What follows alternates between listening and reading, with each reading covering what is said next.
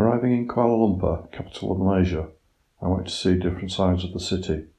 Passing vast plantations of palm oil trees, the heat and humidity let me know I was somewhere new.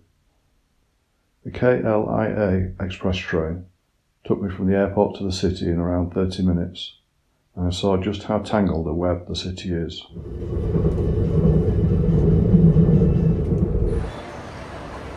I was staying in the Brickfields area, or Little India, next to the KL Central station, where the KLIA train came in. I passed through the air-conditioned new Central shopping mall and out into the heat of the city. My first hotel, £17. It had all I needed, including a fan.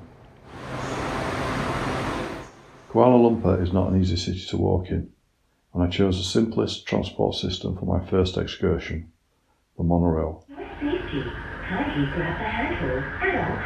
With only one route, I headed to the famous Bukit Bintang area. Through the windows of the monorail, I saw the incredible skyline of the city, with skyscrapers, shopping centres and mosques passing by.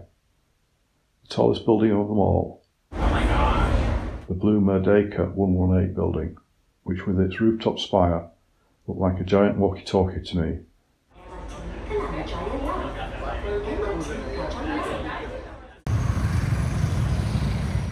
Getting off at Bukit Bintang station, I saw the famous intersection with its giant TV screens, roads and monorail.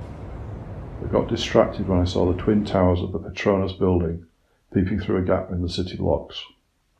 Instead of exploring Bukit Bintang, I headed towards it along the track of the monorail. Once the tallest building in the world, it's still the tallest twin towers. It's very impressive, and next to it the KLCC Park has some spectacular views of it.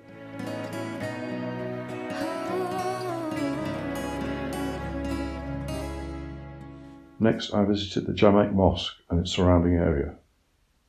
The mosque was closing for prayers, so I headed up into the streets around it, by the Klang and Gombak rivers.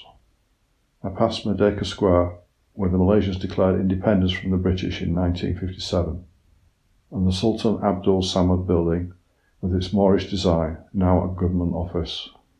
Where the Klang and Gombak rivers join is known as the River of Life, and this is a government project to restore the area to somewhere people can enjoy visiting, maybe even better at night when it's lit up.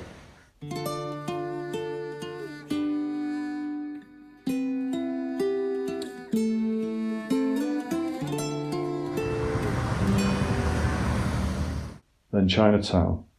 I took the train to Pasar Senai station from KL Central station, and from there I could explore KL's Chinatown.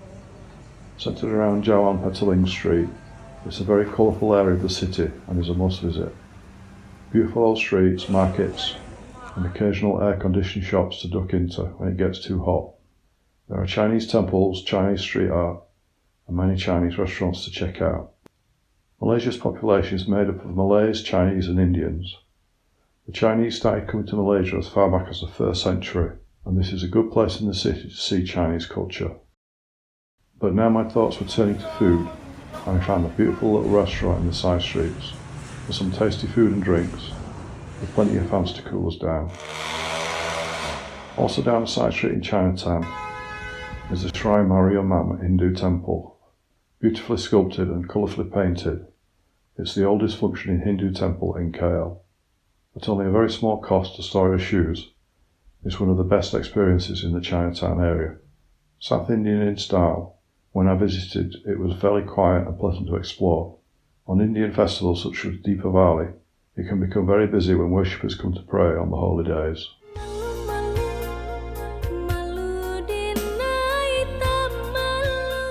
For my final night, I decided to splash out and stay at the Hilton. I've been totally happy in my £17 a night hotel in Little India, but here was a chance to stay in a 5-star hotel at a fraction of the European price. It was an interesting experience, and I found I missed being close to the streets.